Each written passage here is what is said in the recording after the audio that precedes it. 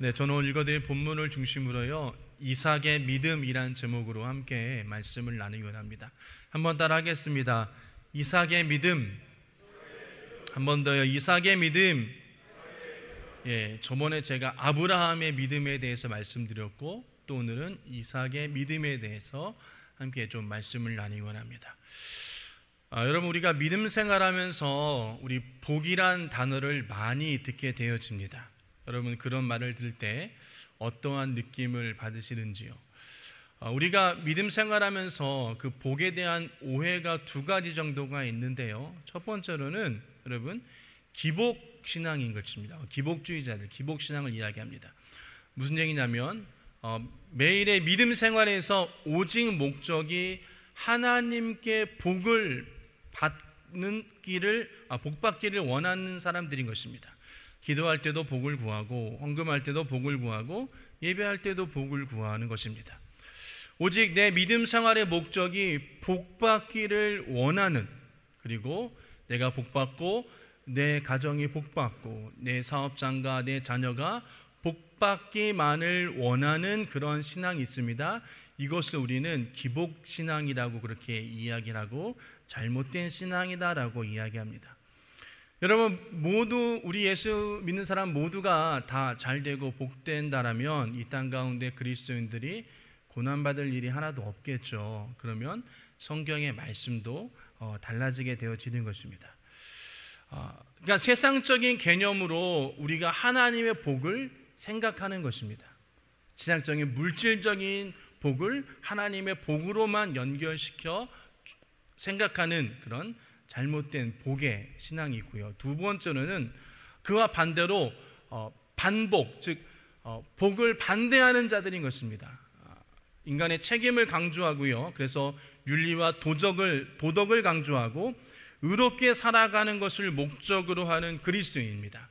즉 하나님이 나를 구원해 주신 것만 해도 감사한데 내가 또 다른 복을 받겠느냐, 굳이 그런 복은 필요 없다라고 그렇게 이야기를 하는 거예요. 그래서 여러 가지 힘들고 어려움이 다가오더라도 당연한 것이다 라고 생각을 하는 그리스도인 것입니다. 어쩌면 이 두 가지를 우리가 이렇게 많이 이야기를 하지만요, 두 개 다 잘못된 거죠. 그러니까 날마다 복 받기만을 원하는 신앙도 잘못된 거고요. 또 하나님이 주시는 복을 받지 않겠다라고 하는 것도 문제라는 것입니다. 하나님은 모든 축복을 주관하시는 분이신 것입니다. 땅의 복도 주관하시고 하늘의 복도 주관하시고, 하나님께서는 우리가 이 땅 가운데서 하나님의 충만한 복을 받아 누리기를 원하고 계시는 것이에요. 근데 말씀드린 것처럼 그것이 꼭 우리의 인간적인 우리가 생각하는 복만 올바른 하나님의 복이다라고 생각하지 않기를 주님의 이름으로 부탁을 드립니다. 우리 하나님의 복은 특별한 사람만이 누릴 수 있는 것이 아니라는 것입니다. 예수 믿는 자는 누구든지 그 하나님의 복을 누릴 수 있어요. 그 믿음의 사람이라면 누구든지 그 하나님이 주시는 참된 복을 우리가 누릴 수 있다는 것을 기억하시기를 주님의 이름으로 부탁을 드립니다. 그래서 저와 여러분들이 복된 자다라고 그렇게 이야기를 하는 것입니다. 오늘 본문에 나온 이삭은요, 성경에서 그렇게 특별히 믿음이라든가 특별한 사건이 그렇게 다른 그런 믿음의 선조들보다는 그렇게 많은 부분을 차지하고 있지는 않습니다. 그러나 여러분, 이삭도 하나님께 복을 받은 사람이었다라는 것이에요.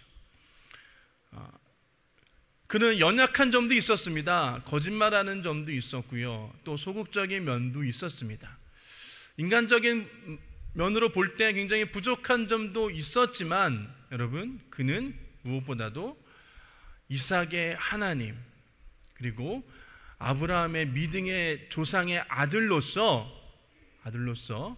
큰 믿음을 소유하고 있었고 칭찬받을 만한 믿음을 소유한 사람이었다라는 것입니다. 그래서 말씀드린 것처럼 아브라함의 하나님, 이삭의 하나님, 야곱의 하나님이라고 그렇게 이야기하면서 하나님께서 내가 그들의 하나님이 되어진다, 그리고 그들도 마찬가지로 성경에서 많은 하나님의 복을 받아 누린 자들이 되어졌다라는 것입니다. 오늘 본문을 통해서 우리가 이삭은 과연 어떠한 믿음을 가졌기에 하나님의 그러한 복을 받았는가에 대해서 함께 좀 나누기를 원하고요.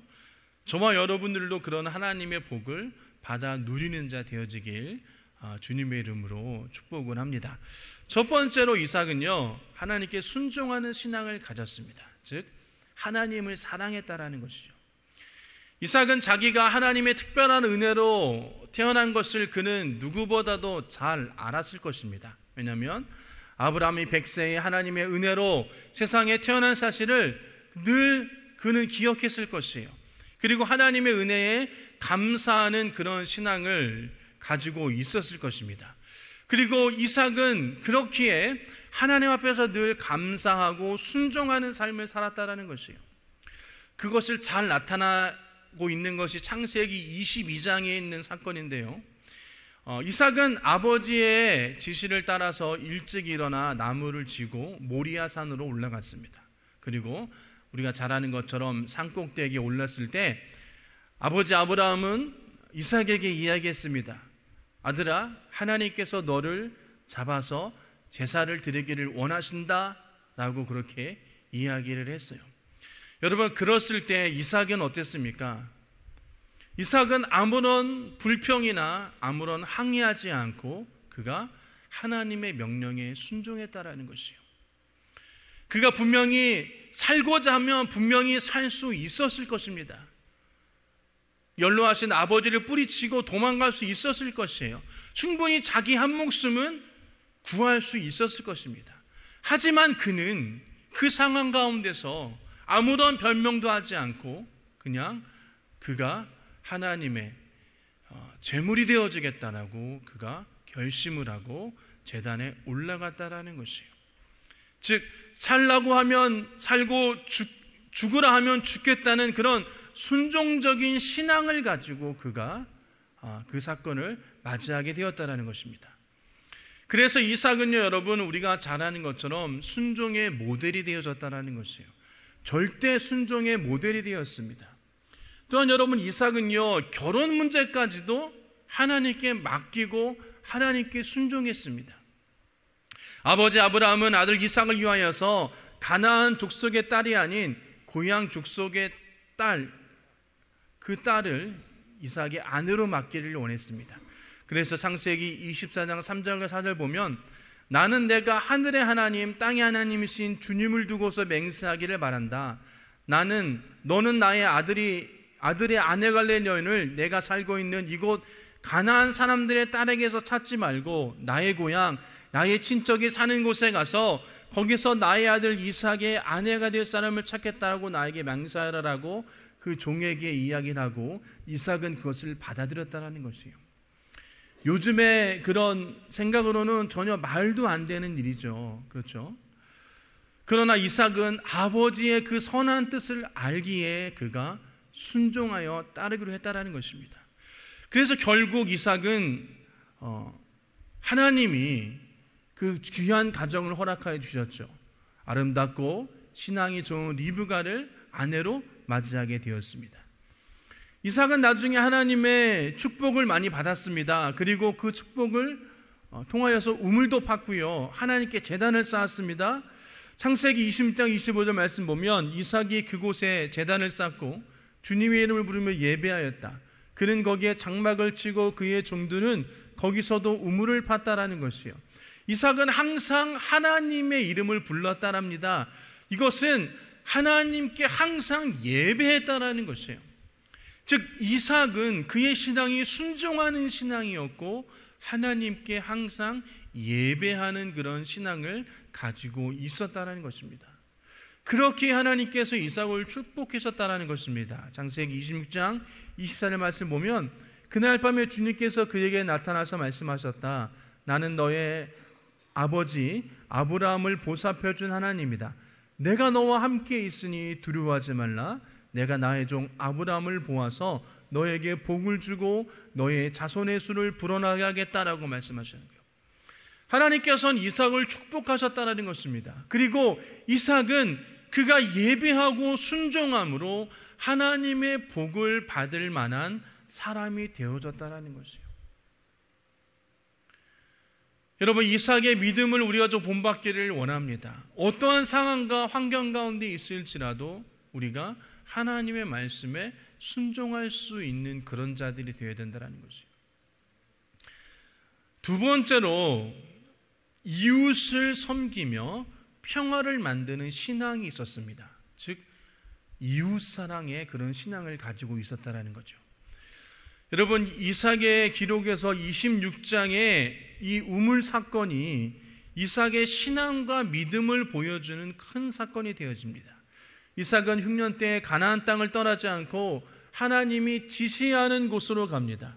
그리고 그곳에서 농사가 잘 되고 가축이 크게 불어난다는 거죠. 그러자 이것을 시기한 블레셋 사람들이 모든 재산의 근원이 되어지는 우물을 빼앗았습니다. 그리고 우물을 막아버렸습니다. 그리고 이삭에게 그곳을 떠나라 라고 그렇게 요구합니다. 이삭은 할 수 없이 그곳을 떠나 그랄 골짜기에서 장막을 쳤고 다시 거기서 우물을 팠습니다. 그런데 거기서도 또 그랄 사람들과 충돌이 생겨서 브엘세바로 또 옮깁니다. 이런 일을 반복하고 있을 때 여러분, 블레셋 사람들이 이삭을 찾아와서 화해를 요청합니다. 창세기 26장 28절과 29절인데요. 그들이 대답하였다. 우리는 주님께서 당신과 함께 계심을 똑똑히 보았습니다. 그래서 우리는 우리와 당신 사이에 평화 조약을 맺어야겠다고 생각합니다.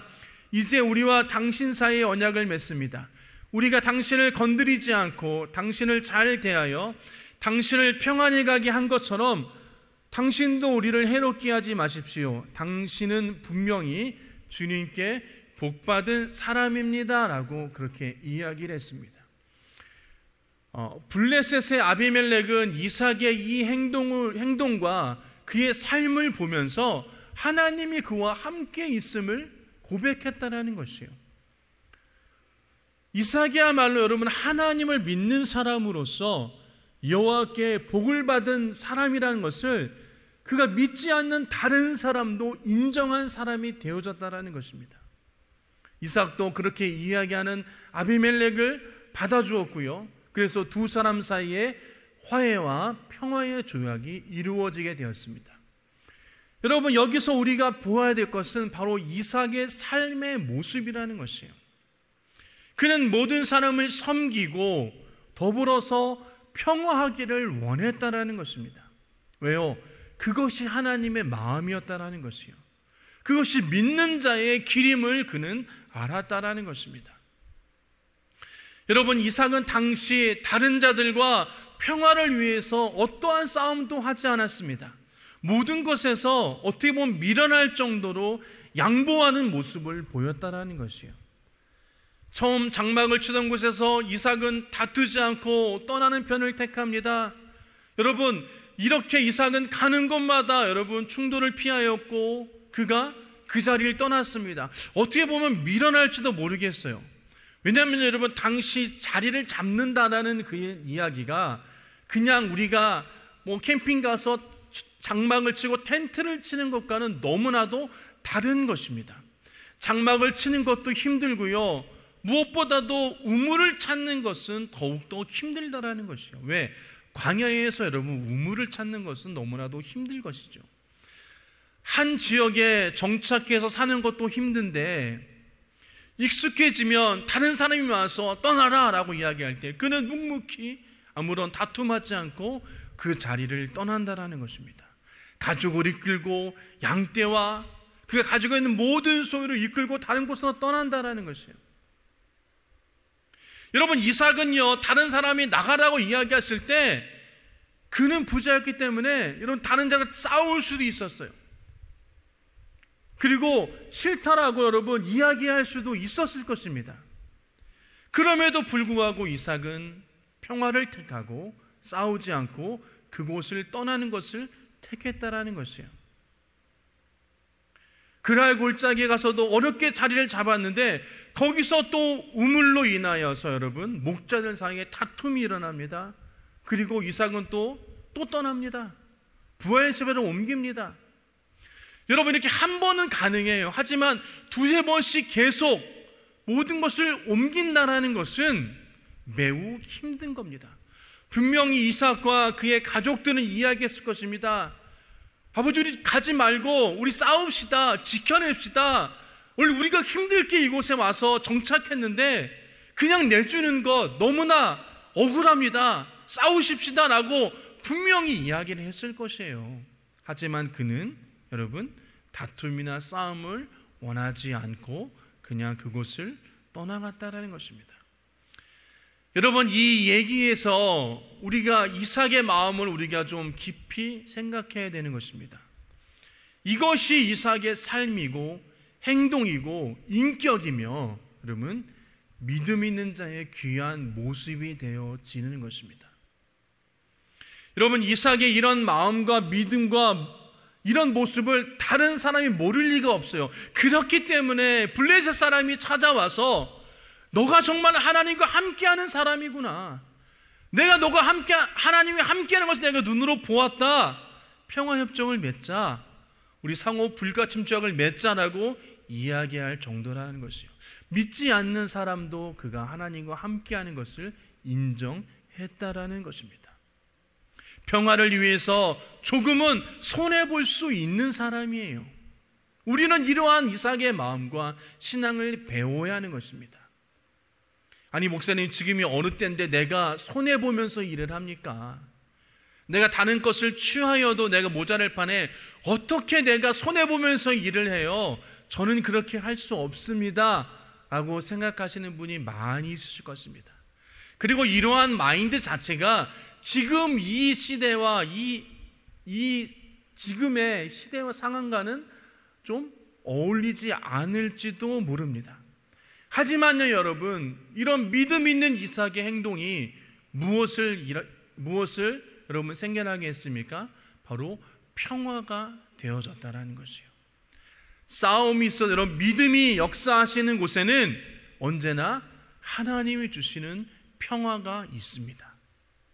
싸움이 있어도 화해를 만들어내는 것입니다. 믿음이 없는 곳에는 여러분, 다툼과 갈등이 끊이지 않아요. 하지만 믿음이 있는 곳에는 여러분, 평화가 가득한다라는 것입니다.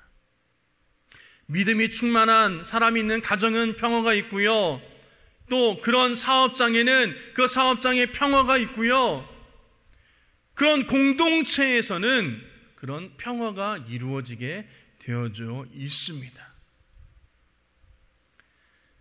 믿음의 사람들이 가는 길에는 여러분, 하나님의 평화가 이루어지는 것이에요.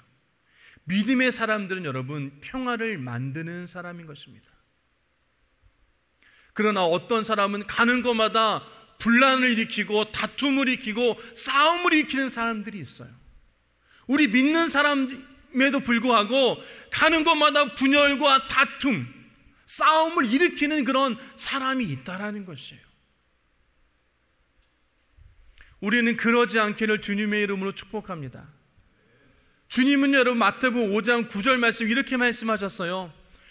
평화를 이루는 사람이 복이 있다. 하나님이 그들을 자기의 자녀라고 부르실 것이다 라고 말씀하신다라는 것이에요. 평화를 이루는 사람, 복이 있는 사람인 것입니다. 저와 여러분이 복된 사람인 것을 고백하기를 축복합니다. 그리고 저와 여러분이 가는 곳마다 하나님의 참된 평화가 있기를 주님의 이름으로 축원합니다. 평화케 하고 평화를 만들고 다툼을 종식시키고 화합과 연합을 이루는 그런 자들이 바로 믿음의 사람들이라는 것이에요. 그것이 세상에 나가서 하나님의 말씀하시는 빛과 소금의 역할을 감당하는 사람들이 되어진다는 것을 우리는 기억하시기를 주님의 이름으로 축복합니다.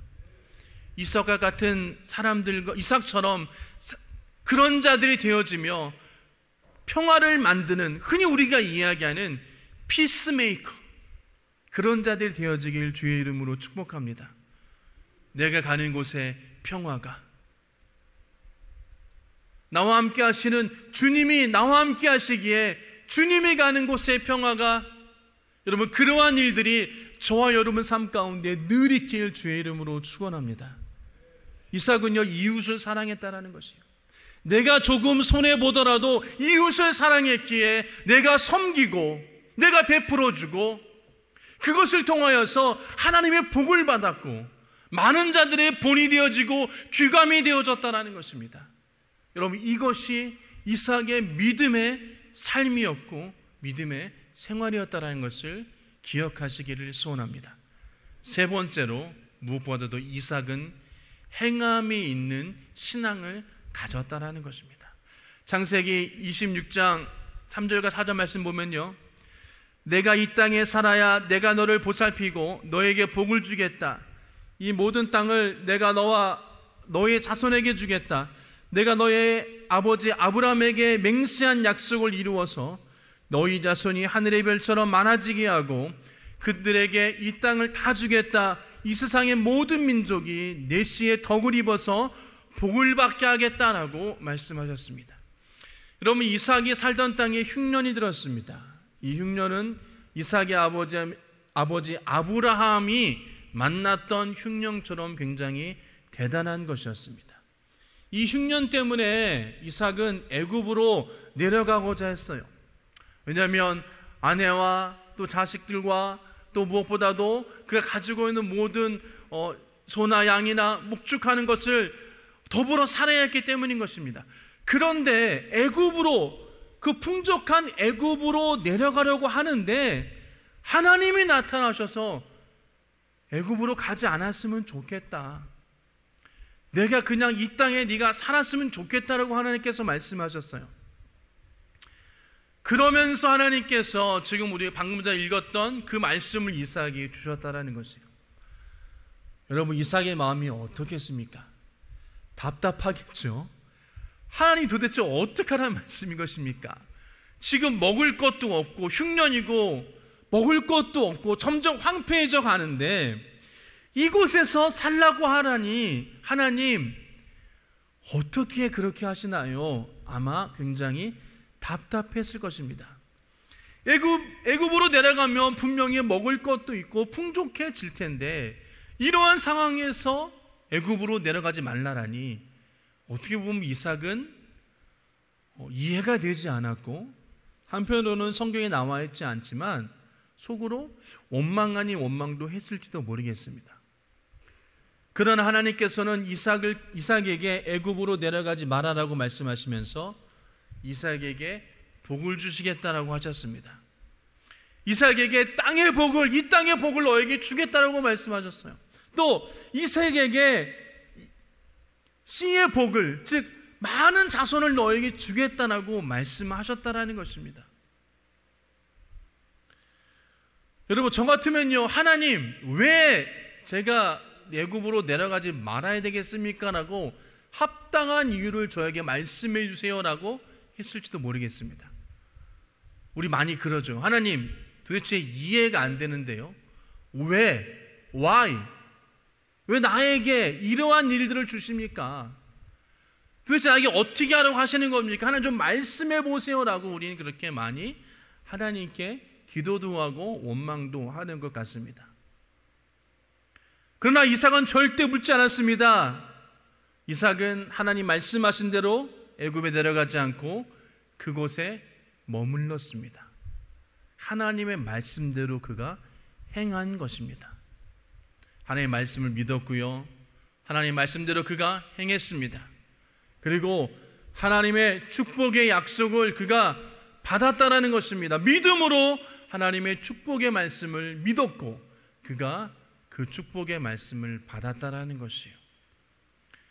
여러분, 히브리서 11장 1절 말씀 우리가 잘 아는 말씀입니다. 믿음은 바라는 것들의 확신이요 보이지 않는 것들의 증거다라고 말씀하십니다. 여러분, 우리가 하나님의 약속을 바라고 믿습니까? 아멘입니까, 여러분?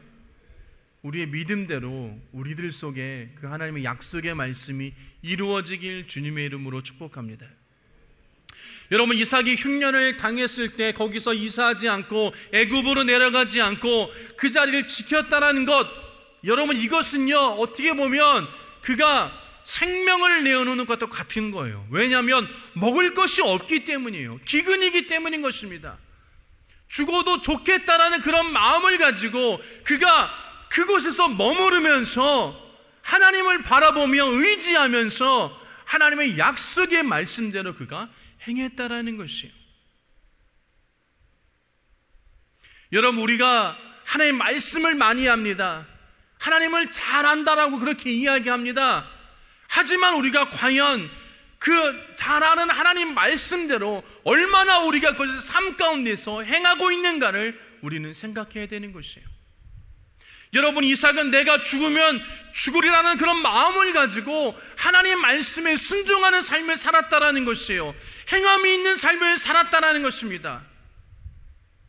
여러분, 우리는요, 머리로는 알아요. 머리로는 하나님 말씀을 알고 어떻게 해야 되는지 알고 있어요. 하지만 여러분, 우리는 결론적으로 행동으로 그것을 나타내지는 못하는 삶을 살고 있다라는 것입니다. 여러분, 우리의 신앙은요, 머리로 아는 신앙이 아니라 삶 가운데 그것을 행하는 신앙이 되어질 때 그것이 살아있는 신앙이 되어지는 것을 야고보서에서는 말씀하고 있다는 것이에요. 행함이 없는 믿음은 죽음이다라고 야고보서 2장에는 우리 가운데 말씀하고 있다는 것입니다. 이삭은요, 자기 주관적인 신앙으로 자기 생각과 자기 마음대로 하나님의 말씀을 해석하고 믿는 것이 아니었다라는 것이에요. 하나님의 말씀을 온전히 믿었다라는 것입니다. 하나님의 언약의 말씀을 그가 붙들었다라는 것이에요. 그런데 놀라운 것은 이삭이 하나님이 머무라고 한 그 땅 가운데 그가 머물렀을 때 그에게 주신 하나님의 축복이 너무나도 컸다라는 것입니다. 여러분, 이삭은 그 땅에서 농사를 짓습니다. 그런데 놀라운 것은 그해 100배나 되는 수확을 얻었다라고 성경은 이야기합니다. 무슨 농사를 지었는지를 알지 못합니다. 하지만 그가 농사를 지은 것이 하나님의 복을 받게 되었고 그가 100배나 되는 그런 축복을 받았다라는 것이에요. 여러분, 창세기 26장 13절과 14절 말씀 보면 그는 부자가 되었다. 재산이 점점 늘어나 아주 부유하게 되었다. 그가 양떼와 소떼, 남종과 여종을 많이 거느리게 되니 블레셋 사람들이 그를 시기하기 시작하였다라고 이야기합니다. 여러분, 우리 가운데도 이런 이삭의 믿음이 있기를 주님의 이름으로 축복합니다. 하나님은 여전히 우리 가운데 말씀하세요. 하나님의 약속의 말씀 말씀하시고 힘들고 어려워도 그 약속의 말씀을 붙들고 삶을 살기를 원하신다는 것입니다. 그리고 그 믿음을 지키기를 원하시는 것이에요. 그리고 그 믿음을 지키면서 살아가는 저와 여러분들에게 하나님을 결코 외면하지 않으신다는 것을 성경은 말씀하고 있다는 것입니다.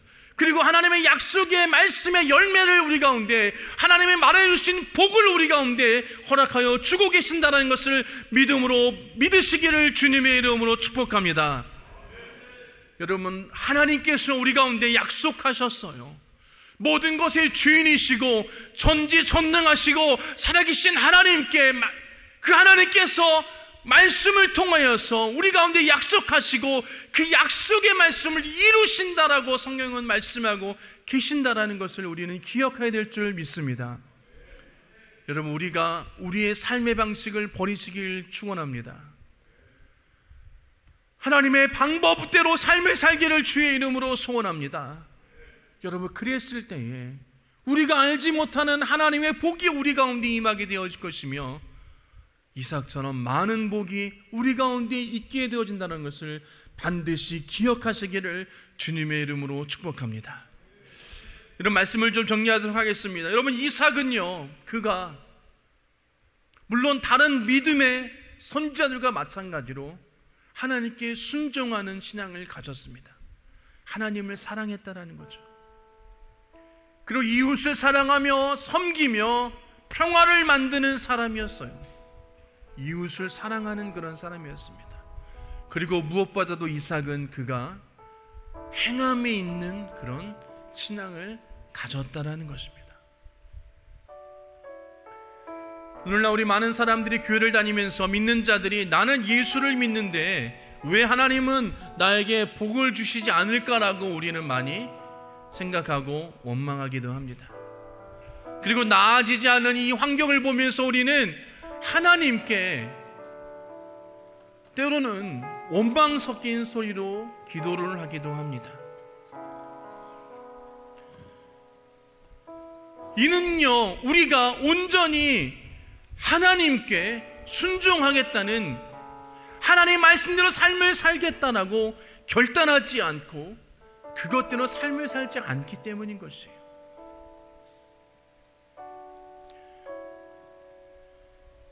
성경에서 말씀하신 것처럼 마음을 다하고 뜻을 다하고 정성을 다하여서 하나님을 섬기고 하나님의 뜻에 따라 살아가는 것이 아니라 내 마음과 내 뜻대로 삶을 살면서 하나님께는 복만을 바라는 우리들의 신앙의 모습이 있다라는 것입니다.